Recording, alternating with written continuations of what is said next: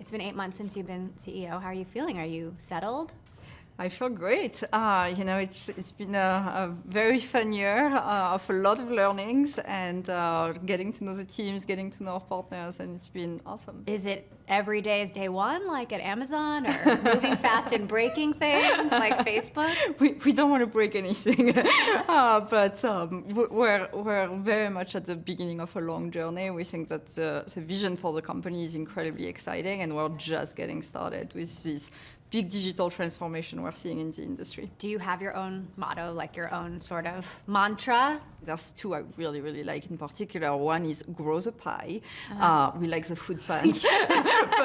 but the idea is that we make everyone better, like the entire industry better. And the other one that I really like is put it all on the table, because I think it's really important to have like transparency and like tell it like it is. So it's a good value to follow.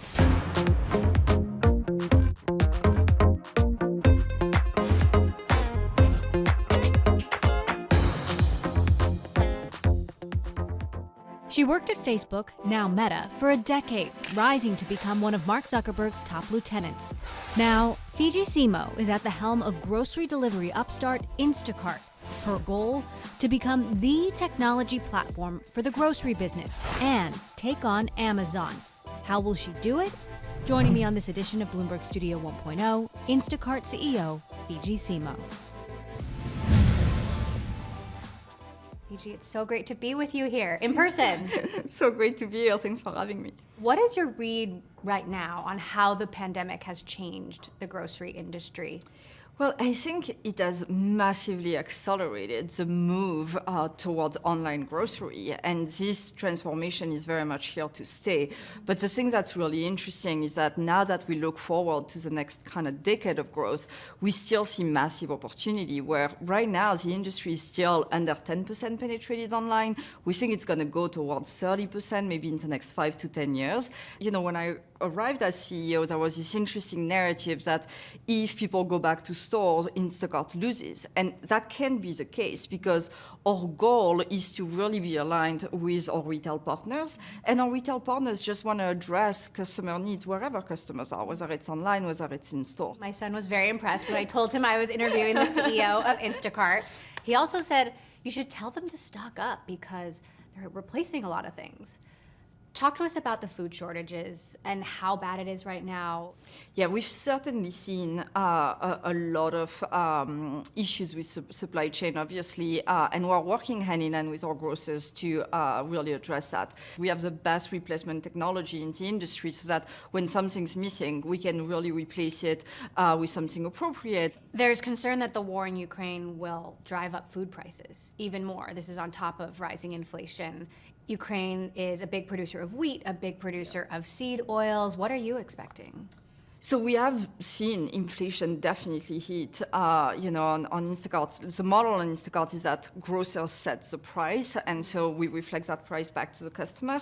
And we have certainly seen an increase in food prices. We are tracking that closely. We think that customers are, for now, kind of adapting by adjusting their baskets and really focusing on essential items. You grew up in France. What's it like watching this happen to another European country? It's, absolutely heartbreaking. I think, it feels a little surreal to realize that this can be happening, in this day and age. But we are trying to support our employees that have families over there, friends over there, and do our part to help people through this crisis. I know you're kind of a newcomer to the grocery business, but not to food culture. You were raised in a small town in France, in a fishing village, and I believe 3 generations of fishermen in your family. Well, I wasn't destined to end up in Silicon Valley, clearly. I grew up in a very big, rambunctious Sicilian family where food was always at the center of everything we did. And so, it's kind of going back to my roots to go back into a food business. I'm curious if growing up that way and, sort of walking around, with your grandfather through the fishing village, did it instill this sort of builder mentality? Absolutely. I mean, my grandfather always told me, I can forgive anything. The one thing I wouldn't forgive is if you're lazy. And so the work ethic was like deeply, deeply ingrained in my family. And they always made me feel like everything was possible if you worked hard at it and if you poured your heart and soul into it. You were the first one in your family to graduate from high school. I just want to linger on that for a moment. That's incredible. The fishing industry was interesting in that they take enormous pride in what they do. And so that reminds me a lot of what I've seen with grocers in the industry right now, greeting every customer at the door. Like that reminded me of the pride that I saw in my family for a job well done, and making sure that the food was perfect and fresh. And so these are things that I take to heart, and I want my job to be excellent. So how did you get to Silicon Valley? So I got to Silicon Valley about 15 years ago. I started my career at eBay and then moved to Facebook and spent 10 years at Facebook. There were a lot of people who took bets on me, even though I didn't look on paper that I was the perfect person for the job. But I had enormous grit and I worked very hard. And I think that really helped, carve a path. And here we are. You rose up through the ranks, working in almost every corner of the business. You became one of Mark Zuckerberg's top lieutenants in product. What did you learn there about what to do and what not to do as a leader? Yeah. Watching Mark operate for 10 years was kind of one of the best CEO schools you can ever imagine, because the thing he does incredibly well is that he thinks ahead, he thinks long term, and he tries to balance out the execution in the short term with a very long term view. I also learned that you need to be proactive when there's risks in your business, and we've seen that with Facebook. Mark Zuckerberg may be one of the most scrutinized, most criticized founders ever. Facebook, now Meta, is one of the most criticized companies ever. Is that warranted? I think the scrutiny is warranted because they have such, tremendous impact on the world. However, when people talk about Facebook, they expect very easy answers to very complex problems, whether it's content moderation, whether it's policy, antitrust. These problems do not have easy answers. They require a lot of nuance, a lot of understanding. I imagine Mark tried really hard to get you to stay. Well, I really wasn't expecting to leave Facebook last year. And I joined the board of Instacart really to learn more about a different industry and take my skills and apply them somewhere else. And I kind of fell in love with the company. I fell in love with the opportunity. And for Mark, obviously, we had a long conversation about this over the course of many weeks.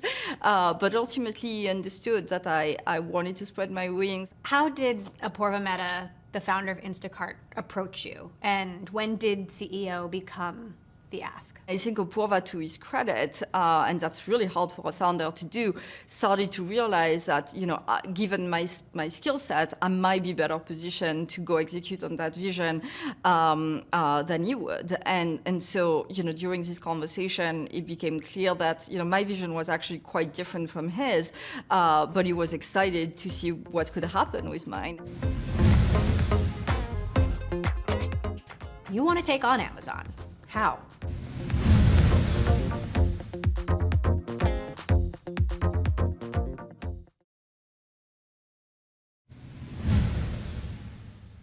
Some of the big moves you made right away: you started building out your executive team, you brought in women executives, you added strong women to the board, you brought in Carolyn Everson, your former colleague at Facebook. That didn't work out. Why didn't it work out? That didn't quite work out, indeed. When some things are not working out, and it's pretty obvious they're not, the best thing you can do is kind of, move quickly. And so the fact that Carolyn and I had a 10-year relationship made it easier to have the kind of hard conversation like, hey, this isn't what we wanted on either side. And I think it's actually created a very big opportunity where now the team in charge of relationship with retailers reports directly to me, and that has allowed me to go much, much deeper into that, which is so critical for this business. Instacart is now a major player in the grocery industry, 70,000 stores, but you want to go bigger. Lay out the vision for us. So when I arrived at the company, it was so obvious to me that Instacart wasn't just an online grocery delivery company. I see the company is really the operating system for grocery, where we can work with our retailers who have, all of the expertise, craft, and care of retail, and marry that with our technology and fulfillment assets to really help them embrace this digital transformation. Amazon is shutting down a lot of its physical stores, its 4-star stores, but it's doubling down on grocery Exactly. with Whole Foods and its Amazon Go stores. You want to take on Amazon. How? Well, we want to help our grocers have all of the technologies they need in order to compete with Amazon. To your point, Amazon is investing very heavily in grocery, and they have a ton of technological abilities. And that was a big part of why, in my first week in the job, I decided to acquire Caper, and which is a smart cart technology, because I want all of the grocers we work with to have the same edge that Amazon has. And so I see it as my responsibility to build all of the technologies that they need to compete with Amazon, so that we can be the antidote for them. Then there's Uber and DoorDash and GoPuff and go outside the United States, and the list goes on. How does Instacart stand out from all of these different players that are competing for a piece of that pie? These players fundamentally compete with our grocers. They want to attack the market by being first-party retailer, owning their own inventory. And so that's not our approach at all. Our approach is really building technology and fulfillment to help our grocers. The second thing is that these players are very focused on one particular piece of the market, which is quick commerce. And while that's really important, and we've certainly seen our own convenience business double in the last 6 months, we actually address all of the needs that consumers have. We're not just quick commerce, we're also the weekly shop, we're also your monthly bulk stock up, and that's what retailers want. Now, inevitably, after I interview you or Dara Khosrowshahi at Uber or Tony Xu at DoorDash, I will get feedback on social media from shoppers and drivers who are not happy. One Instacart shopper posted a picture of an order, showed they delivered 51 items, got paid $7.95 in no tip. Is that representative? No, that's very much not representative. And I think, fundamentally, shoppers care about their earnings. They really want flexible earnings whenever they want to. And so our job is to make sure that they have more access to work. So what is representative? What is a normal wage for a delivery like that? We're very much in line with kind of industry average for these kinds of jobs. And so that's something that we always try to kind of nudge the consumer of like, hey, your shopper did a really good job. Can you tip a little more? What if they don't, though, right? I mean, you're leaving it up to the customer. And some customers think, well, you should build this into your price. We make it very transparent to the shopper before they accept an order, what the order is going to look like, how much we're going to pay them, and how much the consumer is paying them. And so they can decide whether they take an order or whether they refuse it. And that's the kind of flexibility that our shoppers really value and the kind of transparency that they want. Are you seeing a labor shortage right now? And what are you doing to combat that? It's different in different places. Our demographic of shoppers is completely different from food delivery and ride sharing. We're 70% women and half of them are moms. And that's because a lot of the job at Instacart is very different than just being in a car with strangers. It's about like going to the store, doing a good job of customer service, of really picking the right products for the consumer. And we are seeing that being very appealing to women. The instant delivery space, or 15-minute delivery space, is that something that you want to double down on?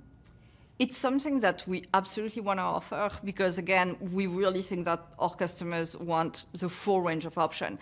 15-minute delivery is not going to be relevant for everything. I mean, it's going to be very relevant on Thursday night when I'm craving chocolate ice cream, and it's really an emergency when that happens. Exactly. So, chocolate chip cookie dough for me. You've made some strategic acquisitions, as you've mentioned. What about in the rapid delivery space? Joker, Gorilla? No, we haven't, and the main reason is because all of these players are doing very much first-party grocery. So that means they own inventory, and so it's not something that's interesting to us because our approach is really build the infrastructure so that our grocers can do 30-minute delivery or 15-minute delivery, whereas these players are doing it kind of on their own, bypassing the grocers. Do you think retailers trust you? Do they trust Instacart? So, when I took on the job, I was surprised by the strength of our retailer relationships. But there was always this kind of lingering question that retailers had for me, which was, what are your long-term intentions? Are you planning on becoming a retailer at some point? And I had to kind of address that head on and explain to them in great detail why it would make no sense for us to really go in that direction and why we were going to be able to build a much bigger company if we just focused on what we're good at. Many of your shoppers are women, as you say. As a woman CEO, are you taking a different strategy and a different approach to shoppers that you think might help restore trust with them? I've spent a lot of time with shoppers ever since I got started because I really wanted to understand their needs and what they were expecting from us as a company. And, I do a lot of these like one-on-one conversations. And so what I learned is that these shoppers take enormous pride in their work, but they really want flexibility. And what we want to do in our approach is marry the flexibility that they crave with the protections that we think they also very much deserve. And these two things don't have to be at odds. Have you ever shopped yourself or followed a shopper around? Yes, and it's really hard, let me tell you. A lot of shoppers were asking for live support from our care agents on the phone while they are doing an order, because when something goes wrong, they're trying to get this order delivered to the customer in the best possible way. Initially, we were just doing chat support. Now we've launched phone support to be able to support them during that time. What progress are you making on international expansion, where grocery delivery competition is only escalating? So we want to be a global company at some point. We think that the service we provide is very much universal. At the same time, the North American market is so big and still so underpenetrated that we still want to focus on that for the foreseeable future. My biggest advice is think about what makes you different and turn it to your advantage.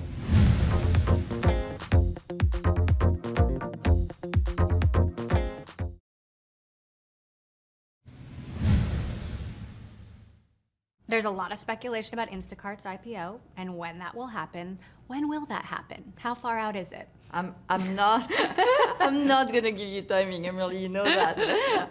Do I want the company to become a public company at some point? Of course, but I really want to make sure that the company that we do take public is a company that's reflective of this new, bolder vision. You started a women's healthcare startup last year. What about healthcare? Is that something that could somehow be adjacent to Instacart's business? I think we're actually already in the health business. We fundamentally are at the center of people's diets. Just to give you a couple of examples, we rolled out the ability for people to buy grocery using EBT SNAP, the Nutrition Assistance Program. And that has been incredibly impactful, and it allows millions of people across the US to get access to food in a way that they wouldn't have been able to get access to otherwise. You've been very public and courageous about sharing your own health issues which affect mostly only women. Were you always that courageous, or did that take time to get comfortable sharing that? Took a lot of time. I think I felt like I had a responsibility to do that because it's such a taboo. Health is just such a taboo in the workplace. And so I felt like I really needed to speak up. And especially when I started doing it kind of at the time inside Facebook, I got so much feedback from women saying, oh my God, we never thought that a woman in this position was struggling with health challenges. What's your advice to founders, CEOs, or really anyone who is struggling, worried about being discriminated against, worried about being judged? A lot of what makes you different can be your superpower.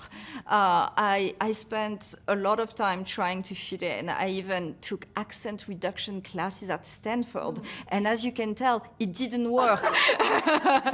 And so, after a while, I was like, you know what, I'm going to stop trying desperately to fit in, and I'm going to spend a lot more time thinking about what do I bring to the table that's different. I come from a very different background than most people in Silicon Valley. I have a different perspective. Even my health issues have made me a much better leader because I developed much more empathy for my teams. My biggest advice is think about what makes you different and turn it to your advantage. Knowing your superpower is perfect for a segue into This is like a little rapid fire. What is a secret power that you have that people don't know about? I think I'm able to connect the dots between a lot of different ideas in a way that helps me set a vision that's more compelling than just the sum of the parts. Who are your most powerful mentors? You know, I don't like the word mentors. I like the word sponsor. I think mentors are people who like sit down with you and give you advice over a nice cup of coffee, and that's nice. But sponsors are the people who put their reputation on the table to open doors for you. And so I would say Mark Zuckerberg has been obviously one of these people. Do you still talk to him? Absolutely. When do you call him? What kind of counsel do you seek from him? Well, I think it's, in the tough times when I'm realizing that the CEO job is obviously very hard and lonely, and realizing how much I learned from him about that, pinging him and telling him like, hey, am I doing this right? Is this normal? Speaking of advice, best advice for someone in their 20s? Always give everything your best. Advice for women in particular about how to survive and thrive in the tech industry. Surround yourself with people who see the magic in you. People who know what makes you unique and reflect that back to you, and sometimes believe in you in times where you don't believe in yourself. Did you ever find it hard yourself? You know, it's interesting because in hindsight, when you look at all of the hoops I had to jump through, of course it was hard, but in the moment, I kind of never thought about it as like it being hard. I always say, you need to be very inflexible on the destination, but very flexible on the journey. And so in my mind, I was kind of clearing one branch after the other to get to the end state and trying to be flexible on how to get there. And I think that actually helps me, because if you focus so much on the obstacles, that's all you can see. And so was there bias, was there discrimination around me? Of course, like we all know it exists. And ideally, we're going to make it easier over time to have like fewer obstacles along the way and lift women up as we all rise. Last TV show you binged? Succession. It's so good. I know you have a daughter and a husband who cooks very good French pastries. What is your take on work-life integration, or whatever you want to call it? I love the word integration. To me, it's like, how do I take all of the different parts of my life and make them better than if they were separate? I hosted my management team for a big offsite last week, and my daughter is always in the middle. Metaverse or real world? Real world, still. So do you believe in the metaverse vision that Mark has laid out? I personally don't love spending a ton of time in VR. I am incredibly motion sick, which would have been a very big problem if I had stayed at Facebook to build the metaverse. But I think it's a very big, bold vision, and I think he's right to go in that direction. Do you feel like you have to think about what Instacart's metaverse play would be yet? For now we have a lot of real life potatoes and tomatoes to deliver. And I think people would be a little disappointed if they bite into it and there's nothing coming out. You spent the bulk of your career at a company that hyperscaled so fast, sometimes maybe even too fast. What are your top guiding principles for scaling Instacart's business? The number one thing is people. If you hire great people and you empower them, good things happen. The second one is vision. I think if everybody is aligned behind a long-term vision, optimizes for the long run, and really believe in this idea that as we grow, everyone else is going to grow, and we will make the entire industry and ecosystem better, I think we will scale in the right way.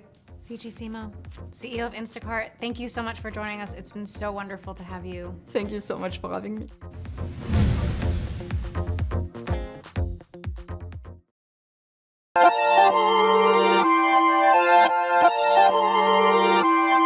Mr. Right now. Mr. Right now.